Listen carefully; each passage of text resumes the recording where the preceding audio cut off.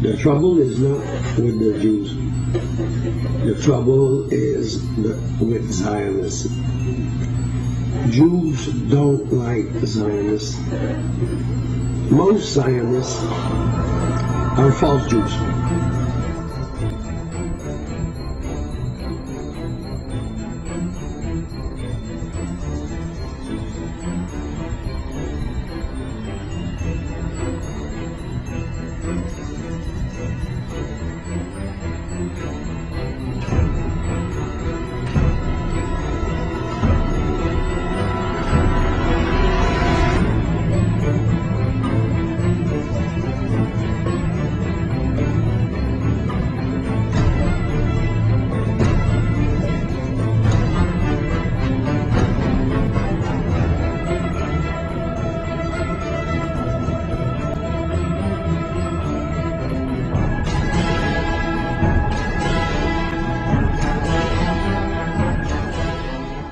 Unfortunately, something new has developed in the world in the last 100 years, a new movement and ideology, and that is called Zionism.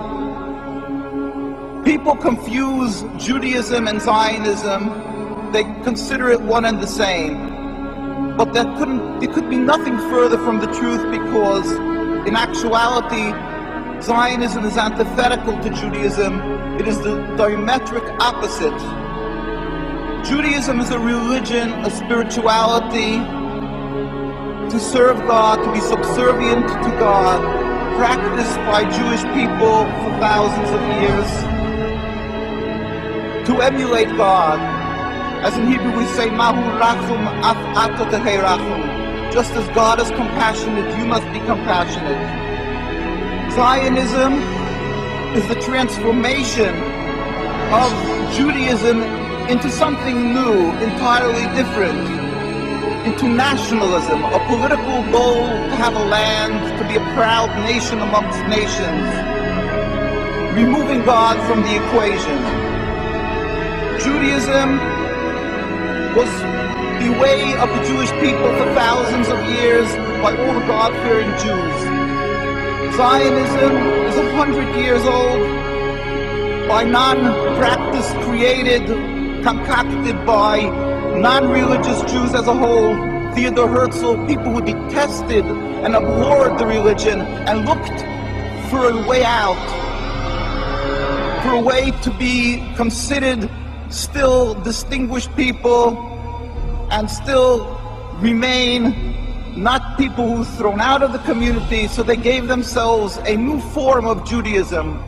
Congressman Julius Kahn presented Woodrow Wilson with a letter from three prominent Jewish Americans. They were Henry Berkowitz of Philadelphia, Max Senior of Cincinnati, and Professor Morris Jastrow of the University of Philadelphia, Pennsylvania. It read in part, "We raise our voices in warning and protest against the demand of the Zionists for the reorganization of the Jews as a national unit, to whom now or in the future territorial sovereignty in Palestine shall be committed.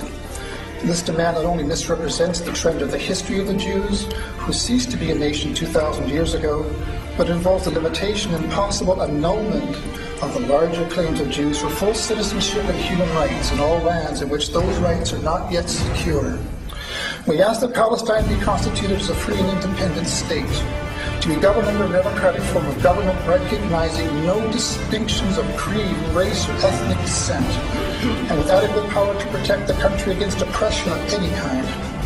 We do not wish to see Palestine either now or at any time in the future organized as a Jewish state." The Torah is very clear in that when there was a decree of exile for the Jewish people 2,000 years ago, we were expressly told by God that we are forbidden to try to recreate our own establishment, our own entity. We are forbidden to have a state.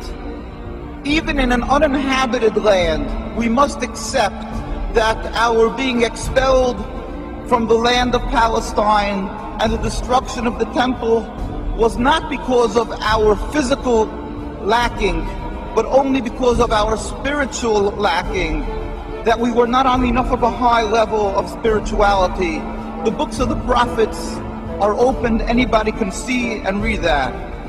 And we yearn and pray as a Jewish people for the day when ultimately God will end this exile that we have been sent into by He Himself, without any human intervention, when all humanity will recognize the one God. There will be a metaphysical change in the world. As it states across from the United Nations in the conclave wall called the Isaiah Wall, that the day will come when they will beat the swords into plowshares. One nation will not pick up a sword against another nation. That is what we as a Jewish people must yearn and pray for.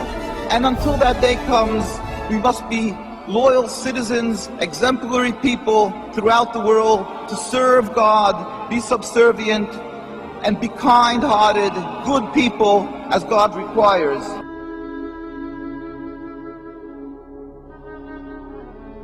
I start by saying that I'm a Palestinian with strong Armenian roots, with a commitment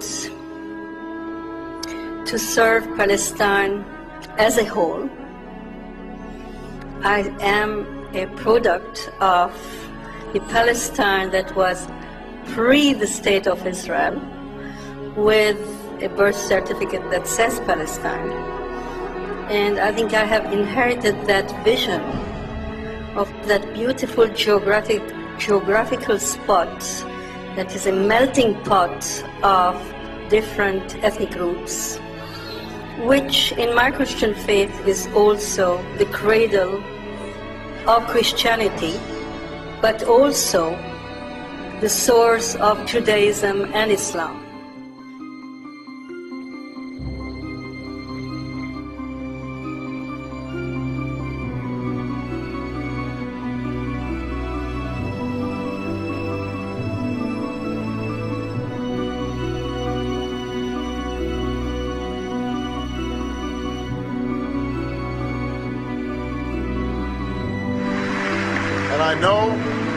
And I know that when I visit AIPAC, I'm among friends, good friends.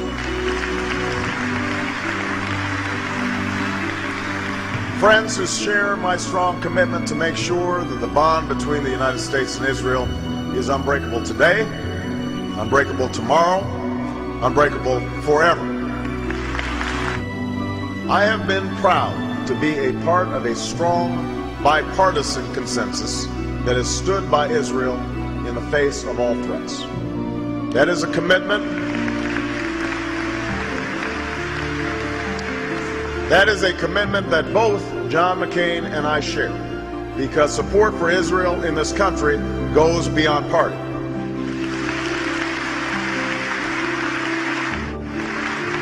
Our alliance is based on shared interests and shared values.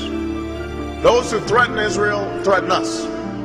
Israel has always faced these threats on the front lines, and I will bring to the White House an unshakable commitment to Israel's security. We know that the establishment of Israel was just and necessary, rooted in centuries of struggle and decades of patient work. But 60 years later, we know that we cannot relent, we cannot yield, and as president, I will never compromise when it comes to Israel's security.